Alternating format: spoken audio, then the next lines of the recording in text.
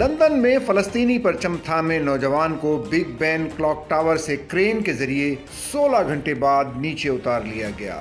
غیر ملکی media reports کے مطابق نوجوان کو بحفاظت نیچے اتارنے کے بعد پولیس کی جانب سے گرفتار کر لیا گیا۔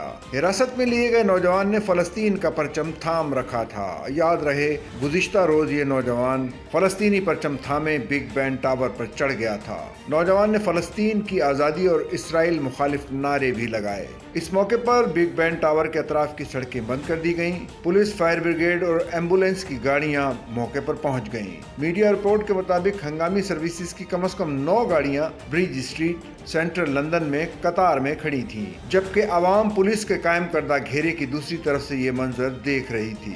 مذکورہ شخص نے مخصوص انداز میں احتجاج ریکارڈ کرا کے فلسطین کے ساتھ اظہار یکجہتی اور برطانیہ میں احتجاج کے خلاف قوانین میں اصلاحات کا مطالبہ کیا۔